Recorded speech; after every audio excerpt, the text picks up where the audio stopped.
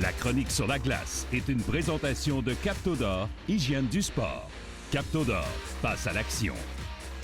Salut Mathieu, cette semaine, tu nous parles de transition de jeu, de la défensive vers l'attaque, particulièrement pour des techniques le long des rampes pour les ailiers. Oui, parce que souvent, les équipes adverses vont fermer le centre de la glace. Ils vont pousser les jeux vers les extrémités. C'est pour ça que les ailiers ont un travail très, très important pour une sortie de zone. Que ce soit où est-ce qu'ils ont placé la rondelle, ils ont mis un échec avant, ou tout simplement d'une situation de défensive de zone qu'on récupère la rondelle. Parce que souvent, les jeunes, là, ils ne savent pas trop.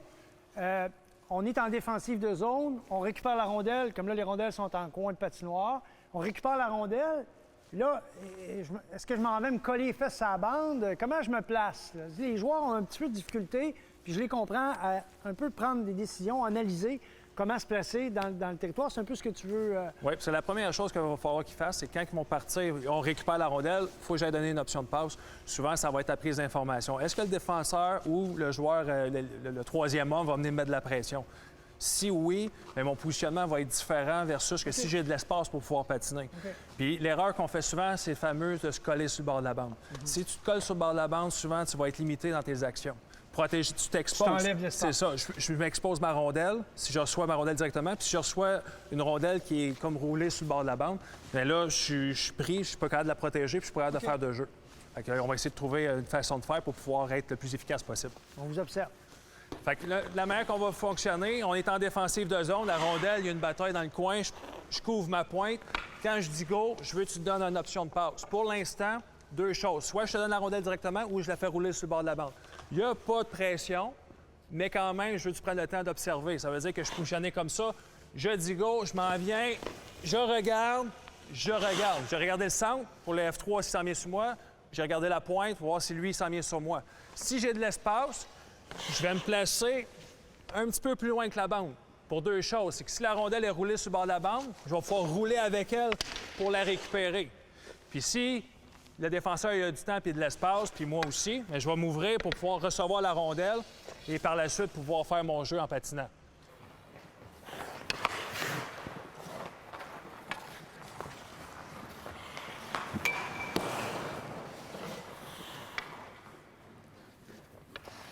Go!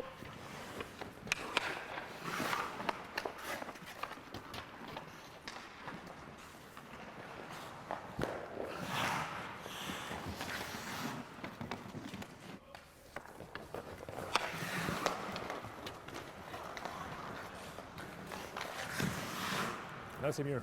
OK. Prochain exercice, on est dans le plus spécifique. Là, vraiment, on va travailler sur la lecture de jeu, mais il va y avoir un peu plus de mouvement.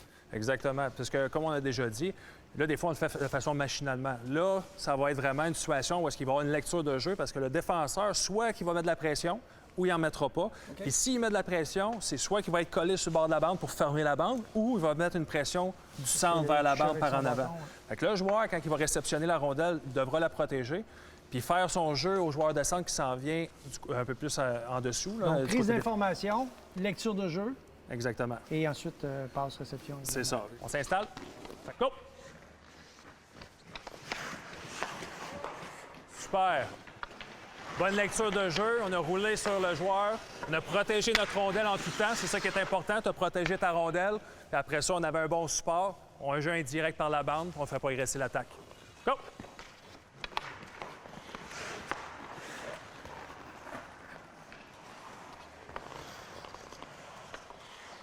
Go!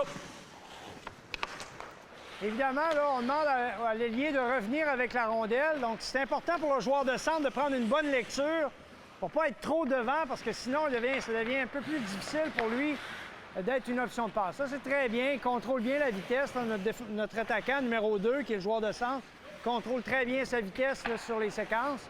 Et donc, ça nous permet d'avoir du mouvement, une contre-attaque rapide et éventuellement même de travailler du côté opposé. Donc, tout ça à cause de la bonne lecture de jeu de votre joueur, de sa capacité à récupérer la rondelle le long de la rampe. Travaillez ça le plus souvent possible, de récupérer des rondelles en mouvement de cette façon-là.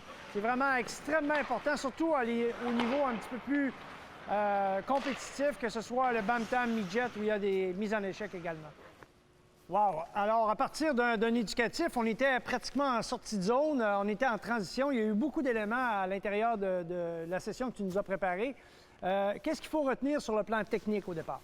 Ça va être la prise d'information puis le positionnement de ton corps. Comment je me positionne pour protéger la rondelle quand j'ai de la pression. Oui. Si j'ai pas de pression, mais comment je me positionne pour être capable de partir le plus rapidement possible.